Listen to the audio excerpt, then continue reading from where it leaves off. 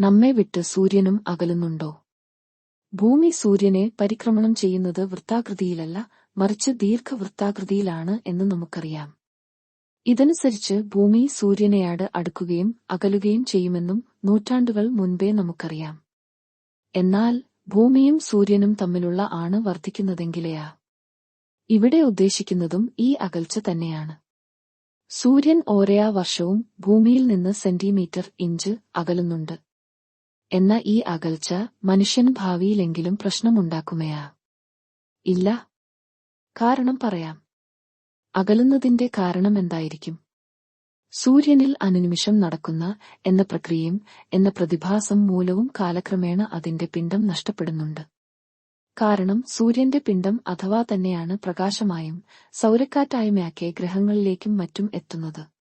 കുറയുന്നതിന്റെ അനന്തരഫലമാണ് ഈ അകൽച്ചയ്ക്ക് കാരണം. എന്തുകൊണ്ടാണ് ഭാവിയിൽ പോയാലും മനുഷ്യന് പ്രശ്നമുണ്ടാകാൻ സാധ്യതയില്ലാത്തത്? ഭൂമി, സൂര്യൻ ഇവയ്ക്കിടയിലുള്ള ഏകദേശം കിലോമീറ്ററാണ്. ഓരോ വർഷവും എന്ന മാറ്റം വളരെ കുറവാണ്. പതിറ്റാണ്ടുകൾ പരിഗണിച്ചാൽ പോയാലും ഭൂമിയുടെ ഭ്രമണപഥത്തിലെയ കാലാവസ്ഥയിലെയ അളക്കാവുന്ന ഒരു സ്വാധീനം പോയാലും ഉണ്ടാക്കാൻ പോയാകുന്നില്ല. ഒരു മാറ്റം ശ്രദ്ധേയമാകാൻ കണക്കിന് വർഷങ്ങളെങ്കിലും എടുക്കും. അതിനും വളരെ മുൻപേ ഭൂമി വാസയോഗ്യം അല്ലാതാകുന്നതാണ് സാധ്യത കൂടുതൽ. അതുവരെ ഭൂമിയുടെ ഭ്രമണപഥം സ്ഥിരതയുള്ളതാണ് എന്ന് പറയാം. സൂര്യന്റെ അകലത്തിലെ ചെറിയ മാറ്റങ്ങളെയൊന്നും ഒന്നും കാര്യമായി ബാധിക്കില്ല.